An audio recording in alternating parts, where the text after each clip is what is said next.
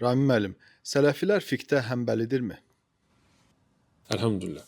Biz dəfələr demişik ki, sələfilik fiqh deyil. İlk öncə sələfilik deyəndə əqidə nəzərdə tutulur. Bəli, fiqha yanaşma sələfin fəhminə uyğun olmalıdır.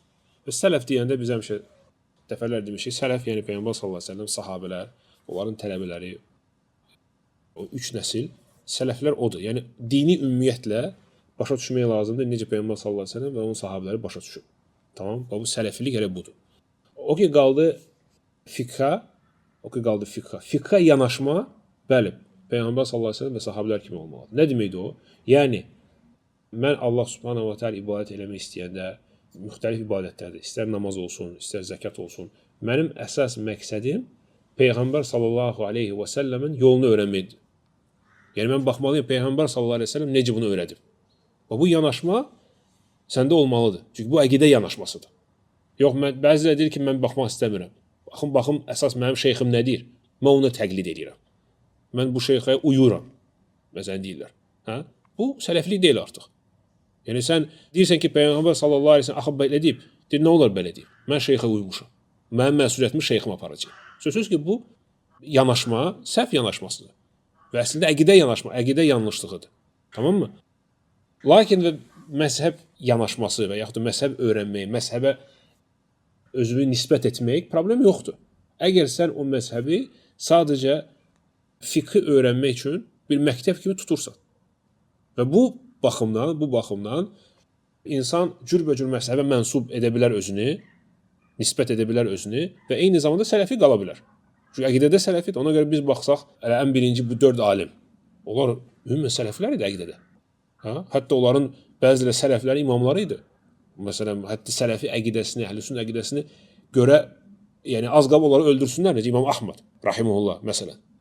Və həmçinin Şafi, onun müəllimi, Malik və s. Yəni onlar hamısı görürsüz, sələflərin belə deyək böyükləri idi. Bu 4 məzhəb alimi. Baxmayır ki, o fiqh məzhəbləri quranlar idi. Tamam? Və həmçinin onların dalınca gələnlər. Məsələn, Hənəfi məzhəbində İmam Tahavi Hənəfi idi və lakin əqidədə sələfi idi. Deməli, Malikin məzhəbinə baxanda, məsələn, İbn Abdülbar rahimehullah məşhur Maliki alimidir. Hansı ki, bir neçə kitab, böyük, geniş kitabında Malikin Muvattasını şərh edib. Təmhid kitabında, sonra İstisqar kitabında və digər, yəni böyük bir kitablar, əsərlər yazıb İbn Abdülbar. Maliki idi. Tamam, lakin əqidədə əhl-i-sünnə sələfi idi. Və həmçinin deməli, Şafii məzhəbinə baxanda böyük alimlər olub. Məsələn, Muzani rahimehullah, Şafinin ən yaxın tələbəsi. İmam Şafiidən sonra bir çox məsələlər öyrənmək üçün Şafii məzhəbində İmam Muzaninin fetvalarına baxılır.